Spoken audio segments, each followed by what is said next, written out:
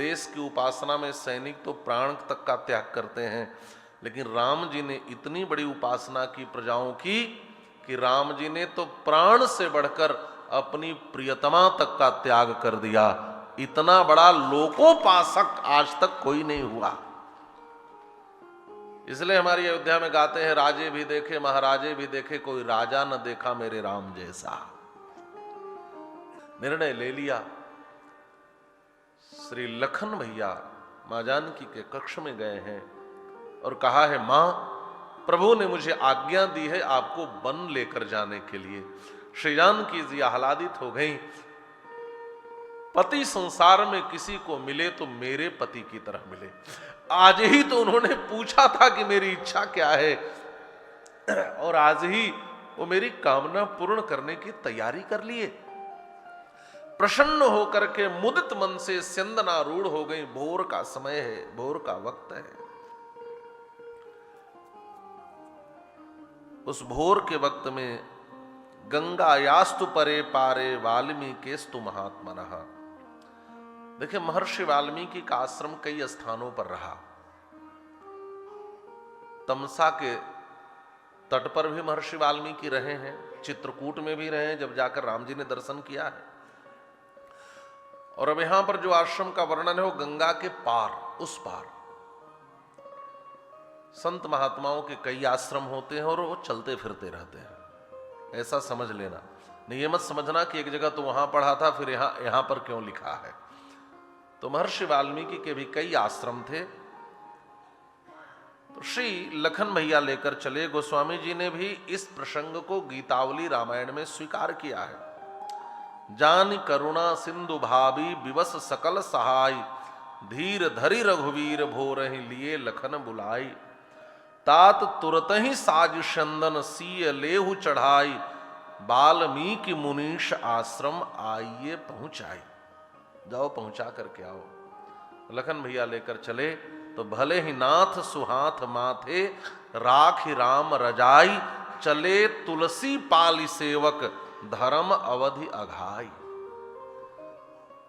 ऐसे सेवक धर्म का पालन करते हुए भैया लक्ष्मण श्री जानकी जी को रथ पर लेकर भोर में ही अयोध्या से निकल गए। गंगा के तट तक रथ से आए, उसके बाद नौका पर बैठे इस पार आए और महर्षि वाल्मीकि के आश्रम की ओर चलने लगे। वन पथ पर चलते हुए लखन भैया सोचने लगे, मैं कैसे मां जानकी को यह सूचना दूं कि प्रभु ने आपका परित्याग किया है। कितनी कठिन और कठोर घड़ी है भैया लक्ष्मण के सामने। कई बार हिम्मत की लेकिन बोल नहीं पाए, क्योंकि छोड़कर अकेले वापस भी जाना है। लखन भैया बोलना चाहते हैं लेकिन बोल नहीं पाते, तो उनकी आंखों में आंसू आ गए। उनके नेत्र से अश्रु बिंदु समुच्छलित होने लगा। रो पड़े लखन भैया लेकिन बोल नहीं पाए। श्री जानकी जी ने जब भैया लक्ष्मण को रोते देखा तो जानकी जी का हृदय भर आया। श्री जानकी जी ने कहा, भैया क्यों रो रहे हो? मुझे बताओ तो सही, मुझसे कहो तो सही। लेकिन लखन भैया बोल नहीं पाते। कैसे मैं कहूं कि प्रभु ने आपका परित्याग किया है। एक स्त्री के जीवन के लिए इससे कठोर वाक्य नहीं हो सकता कि उसके पति ने उसका परित्याग कर दिया है। लखन भैया जब रोने लगे तो जानकी जी ने कहा, मैं समझ गई क्यों रो रहे हो, मैं समझ गई, क्योंकि मुझे पता है आप अपने राघव भैया से एक पल के लिए भी दूर नहीं रह पाते। जो मूर्छित होने के बाद भी श्री राम से दूर न हुआ हो, ऐसे लक्ष्मण श्री राम को छोड़कर अयोध्या में आए हैं, इसलिए रो रहे होंगे। श्री जानकी जी ने यही समझा। लेकिन कहना तो है, सूचना तो देनी ही है। लखन भैया चलते चलते रास्ते में बैठ गए, हाथ जोड़ लिए श्री जानकी जी के चरणों की ओर, सिर झुका लिया। आंखों से झरझर आंसू गिर रहे थे। इतना ही कह पाए, मां लोकापवाद के भय से प्रभु ने आपका परित्याग किया है और उन्होंने मुझे कहा है कि मैं इस स्थल पर छोड़कर वापस आ जाऊं।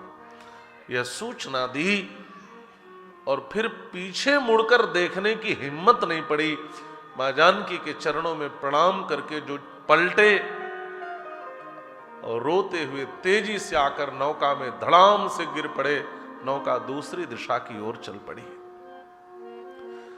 श्री जानकी जी को जब यह कठोर सूचना मिली कि प्रभु ने मेरा परित्याग किया है तो वह कांप गई।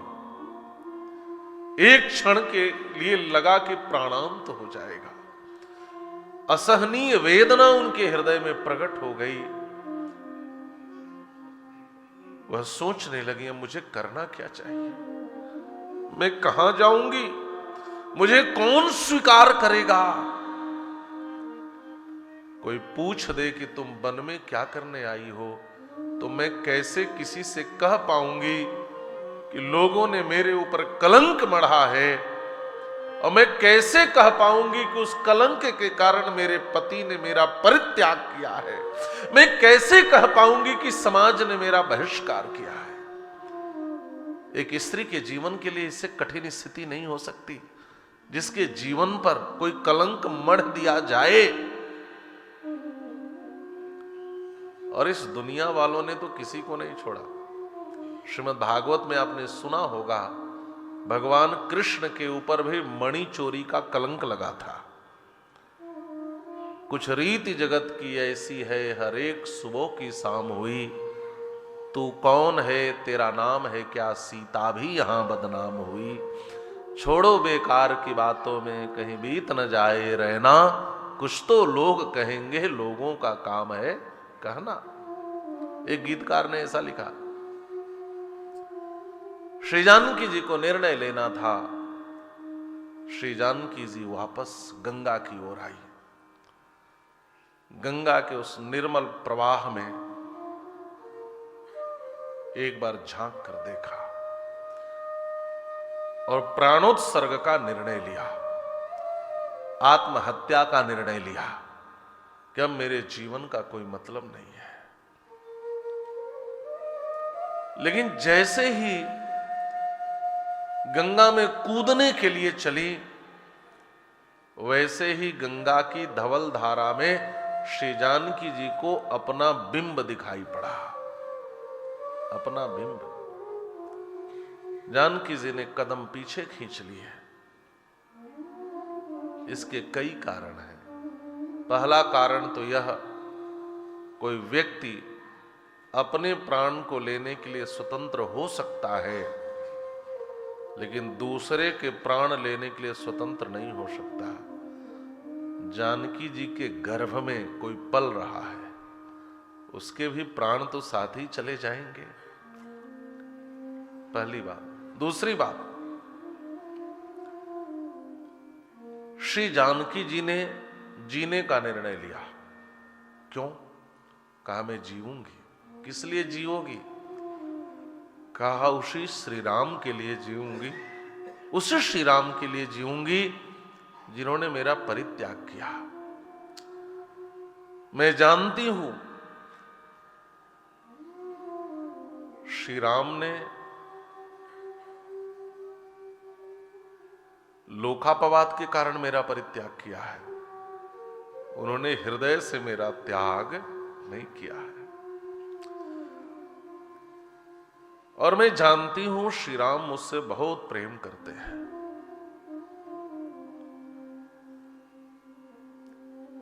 मैं जानती हूं श्री राम कोई दूसरा विवाह भी नहीं करेंगे, ये विश्वास है। उनके पिताजी ने कई विवाह किए थे, चाहते तो भी कर सकते थे, लेकिन भगवान श्री राम ने श्री सीता जी की स्वर्णमयी प्रतिमा बना करके अपने पास में रखा। कोई भी यज्ञ कर्म बिना पत्नी के पूर्ण नहीं होता, पत्नी पास में चाहिए। तो सीता जी की स्वर्णमयी प्रतिमा बनवाकर पास में रख करके और यज्ञ कर्म करते हैं, लेकिन दूसरा विवाह नहीं किया। यही तो समर्पण है, यही प्रेम है। और इस प्रेम को या तो सीता जी समझती हैं या तो श्री राम समझते हैं, संसार नहीं समझ सकता। दुनिया भले श्री राम के लिए कुछ कह दे, लेकिन श्री जानकी जी ने कभी यह नहीं कहा कि श्री राम ने मेरे साथ कुछ गलत किया, कभी नहीं कहा, क्योंकि श्री राम को श्री जानकी जी से बढ़कर कोई समझ ही नहीं सकता है, कोई नहीं समझ सकता। मैं जीवन धारण करूंगी किसके लिए? अपने लिए नहीं, उसी श्री राम के लिए जिन्होंने मुझे यहां भेजा है। क्यों? क्योंकि मैं जानती हूं वह दूसरा विवाह नहीं करेंगे, और यदि मैंने आज स्वयं को मिटा दिया तो श्री राम का वंश भी मेरे साथ मिट जाएगा। मैं जीवन धारण करूंगी, क्यों? क्योंकि श्री राम के वंश को आगे बढ़ाने के लिए, श्री राम के पुत्र को जन्म देने के लिए जीवन धारण करूंगी।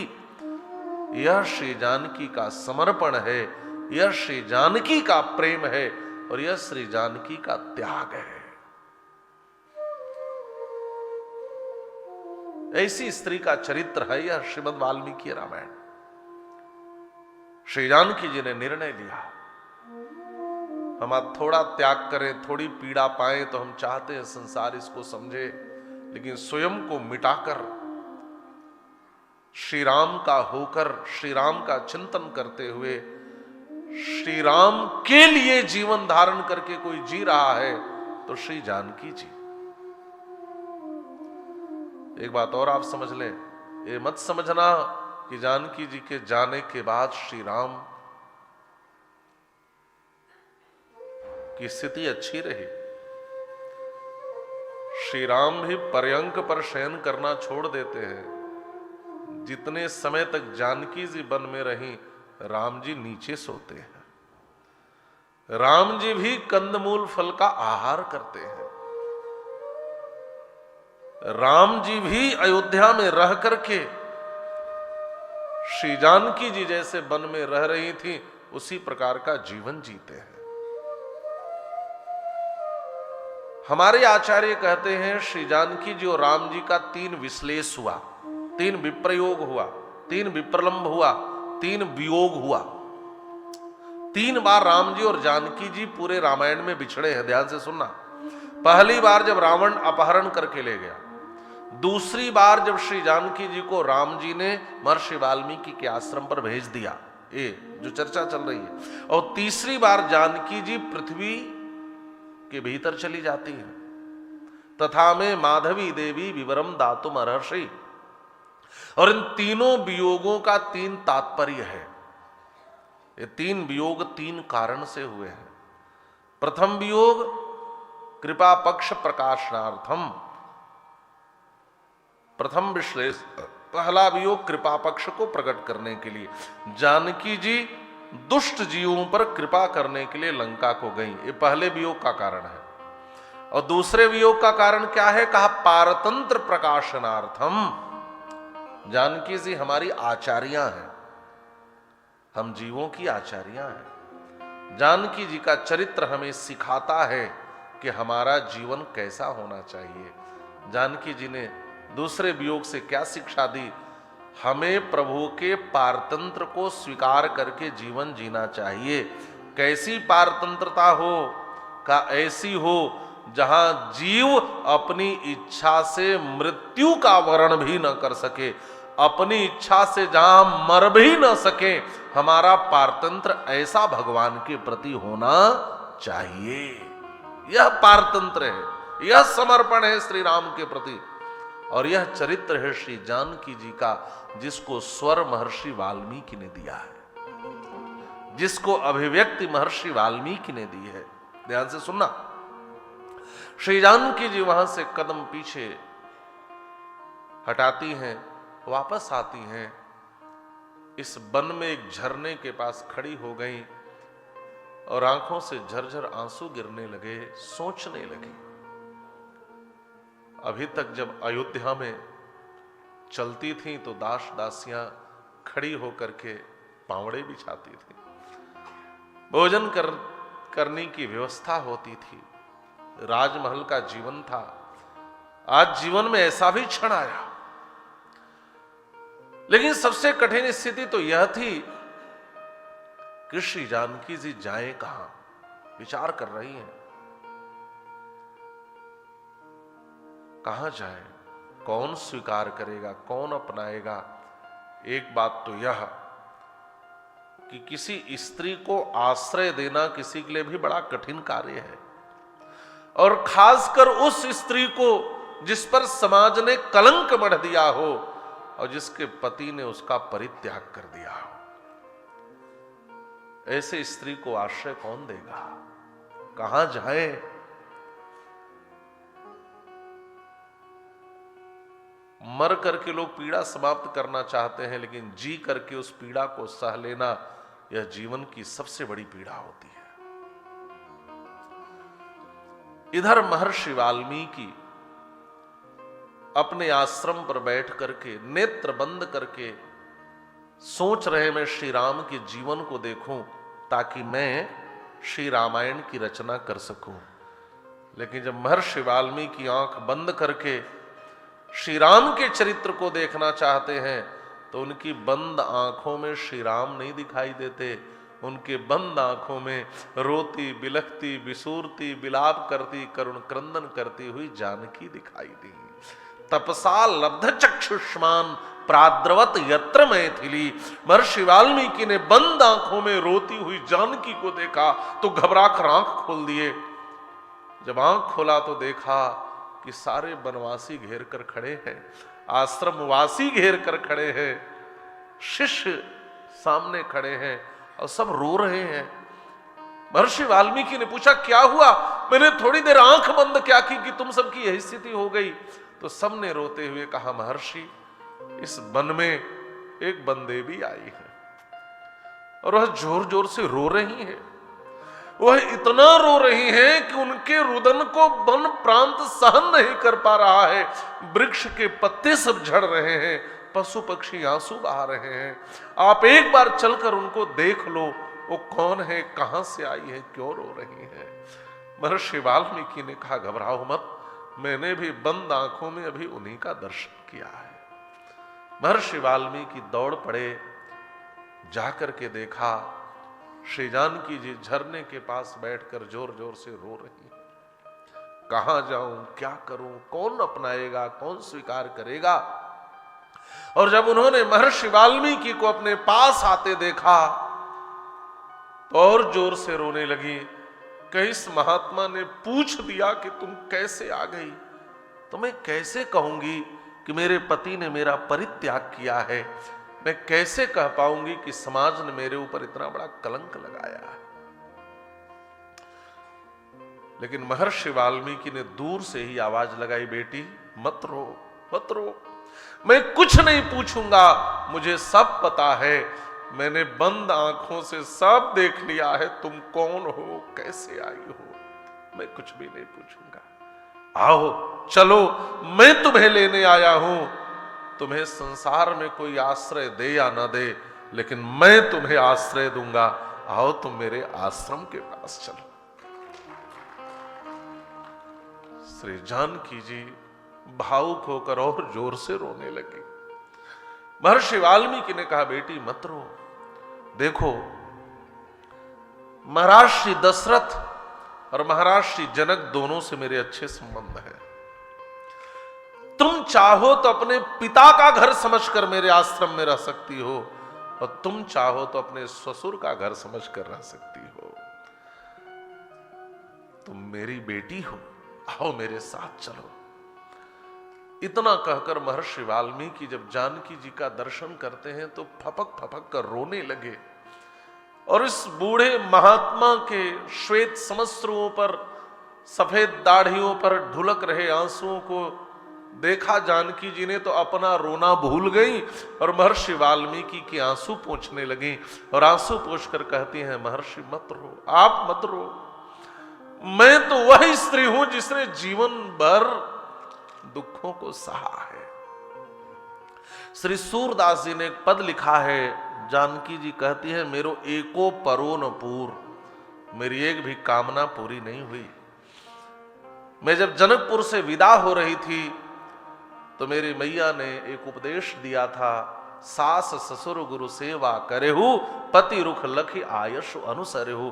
बेटी ससुराल में जा रही हो ना, तो वहां सास ससुर की सेवा करना, गुरु की सेवा करना, पति के रुख को लगकर उनकी आज्ञा का पालन करना। मैंने सोचा था अयोध्या में रहकर सास ससुर की सेवा करूंगी, लेकिन मैं कर नहीं पाई, मैं वन को आ गई। वन में जाकर सोचा था पति की सेवा करूंगी, लेकिन मेरी वह भी पूरी कामना पूरी नहीं हुई। उस दुष्ट रावण ने मेरा अपहरण कर लिया। फिर मैं अयोध्या आई तो मैंने सोचा था मैं अयोध्या की महारानी बनकर प्रजाओं की सेवा करूंगी, लेकिन मेरी यह कामना भी पूरी नहीं हुई महर्षि, और मैं फिर से वन में आ गई। मेरो एको परो न पूर, मेरी एक भी कामना पूरी नहीं हुई। मैं इस दुख को भी सह लूंगी, क्योंकि मैंने जीवन भर दुख सहा है, लेकिन आप मेरे दुख को सोचोगे तो आप नहीं सह पाओगे। इसलिए महर्षि, आप मेरे दुख को मत सोचो। महर्षि वाल्मीकि श्री जानकी जी को लेकर आश्रम पर आए। आश्रम का अर्थ ही यही है, जहां आकर हम श्रम मुक्त हो जाए, जहां आकर हमारे जीवन की सारी पीड़ा समाप्त हो जाए, उसी को आश्रम कहते हैं। इस आश्रम में आश्रय मिला। एक कुटिया में जानकी जी को रहने का आवास दिया है, स्थान दिया है। एक पर्ण कुटी में श्री जानकी जी भीतर गईं, और जानकी जी भीतर बैठ करके अपने जीवन वृत्त को स्मरण करके रोती रहती है और कल्पना करती हैं, क्या कभी अब मुझे मेरे पति श्री राम के दर्शन होंगे? यह आंख तो उन्हीं के दर्शन की लालसा लेकर दुख रही है, तरस रही है। असीम प्रेम और संवेदनाओं को समेटकर श्री जानकी जी महर्षि वाल्मीकि की कुटिया में बैठकर रोती रहती हैं। लेकिन प्रेम की यह उत्कृष्टता है, ध्यान से समझेंगे। ज्ञानी को प्रकाश चाहिए बैठकर आत्म साक्षात्कार करने के लिए, प्रभु के दर्शन के लिए, लेकिन भक्त को तो अंधकार चाहिए, प्रेमियों को तो अंधकार चाहिए अपने प्रियतम की याद में बैठकर रोने के लिए। संयोग में एक प्रियतम होता है, वियोग में सारा संसार ही प्रियतममय होता है। वियोग में तो हम प्रियतम के स्मरण में डूबे रहते हैं। श्री मीरा जी की एक बड़ी सुंदर रचना है, कहती है ना, हे गोविंद तुम्हारे दर्शन के लिए तो मेरी आंखें दुख रही हैं। यही प्रेम की उत्कृष्ट स्थिति है। मीरा जी के शब्दों में दो पंक्ति में देखते हैं, अरे दरस बिनु दुखन लागे नैन, दरस बिनु दुखन लागे नैन, दुखन लागे नैन, दरस बिनु दुखन लागे नैन। दर्श बिनु दुखन लागे नयन। विरहियों की यही स्थिति होती है, वियोग की ऐसी ही स्थिति होती है। वियोग में प्रेम का और परिपाक होता है। श्री जानकी जी महर्षि वाल्मीकि की कुटिया में बैठ करके रोती रही,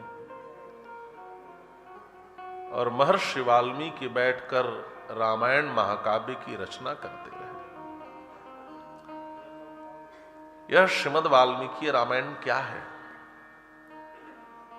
क्या यह और कुछ नहीं, यह महर्षि वाल्मीकि का एक काव्य कमंडलु है। इस काव्य कमंडलु में क्या है? क्या इस काव्य कमंडलु में श्री जानकी जी के आंसू हैं। श्री रामायण के अक्षर अक्षर नहीं है, ये श्री जानकी जी के अश्रु बिंदु हैं, जिसको महर्षि वाल्मीकि ने अपने काव्य कमंडलों में संजो करके रखा है। श्री राम चरणों के प्रक्षालित जल को अपने कमंडलों में लेकर ब्रह्मा जी ने गंगा की धारा बहाई थी। श्री जानकी जी के आंख के आंसुओं को काव्य कमंडलों में लेकर महर्षि वाल्मीकि ने राम कथा की गंगा बहाई है। महाराज, ये राम कथा की गंगा है। सबसे पहले राम कथा की धारा यहीं से फूटी है। वाल्मीकि गिरि संभूता राम सागर गामिनी श्रीमद् रामायणी गंगा पुनाति भुवन त्रयम। एक प्रश्न मैं आपसे पूछ रहा हूं, गंगोत्री से प्रवाहित होने वाली गंगा जी की मूल धारा बंद हो जाए और बहुत सी नदियां और नाले आपस में मिले तो क्या हम उनको गंगा जी कहेंगे? नहीं कह सकते। लेकिन जब मूल धारा बहते आती है रास्ते में, चाहे जितनी नदियां मिल जाए, जितने नाले मिल जाए, हम सबको उस मिले जल को गंगा जल ही कहते हैं। वैसे जो सबसे पहली गंगा, जो सबसे पहली राम कथा की गंगा जहां से निर्झरित हुई, वो महर्षि वाल्मीकि की लेखनी है। ये गंगोत्री है राम कथा की। इसमें भी कारण श्री जानकी जी ही हैं। पुनाति भुवन त्रयम। महर्षि वाल्मीकि का ग्रंथ जब पूर्ण हुआ तो महर्षि वाल्मीकि को एक चिंता हो गई। रघुवंशस्य चरितम चकार भगवान मुनि। रघुवंशस्य चरितम का अर्थ रघुवंश का चरित्र नहीं है, रघुवंशे अवतीर्णस्य श्री रामचंद्रस्य चरितम चकार। रघुवंश में अवतीर्ण भगवान श्री राम के उस चरित्र से युक्त काव्य श्री रामायण की रचना महर्षि वाल्मीकि ने कर दी। और यहां महर्षि वाल्मीकि का विशेषण है भगवान मुनि। भगवान मुनि कहा मतलब कहा जो रामचरित्र लिख दे उसमें भगवत्ता आ जाती है, ऐश्वर्य आ जाता है। दूसरा अर्थ यह है कि मानो भगवान राम ही महर्षि वाल्मीकि के हृदय में बैठकर जानकी का चरित्र लिखे हैं और इसका कोई दूसरा रचयिता नहीं है। जैसे भागवत में तत्रा भवद भगवान व्यासपुत्रो, मानो भगवान ही व्यासपुत्र सुखदेव के रूप में प्रकट हुए, ऐसा अर्थ करते हैं। सुखदेव के रूप में और कोई नहीं, भगवान कृष्ण ही प्रकट होकर के और परीक्षित के उद्धार के लिए आए। वैसे ही रघुवंशस्य चरितम चकार भगवान मुनि का अर्थ है मानो भगवान ही महर्षि वाल्मीकि के हृदय में बैठकर और श्री जानकी चरित्र की रचना करते हैं। और महर्षि वाल्मीकि यह जरूर लिखते हैं काव्यम रामायणम प्रोक्तम सीतायाश्चरितम महत्। इस काव्य को भले रामायण कहा जाएगा लेकिन इसमें सीता चरित्र की महानता है। पौलत्स्य वधमित्येव चकार चरितम व्रत। 3 नाम है पौलत्स्य वध। पौलत्स्य माने रावण, पौलत्स्य वध एक नाम, रामायण दूसरा नाम और सीतायाश्चरितम महत्, सीता चरित्र ये तीसरा नाम। इसके तीनों नाम हैं लेकिन महत् विशेषण सीता चरित्र का है। और स्पष्ट कर दिया कि सच्ची बात तो यह है कि वाल्मीकि रामायण सीता चरित्र है। सीतायाश्चरितम महत्।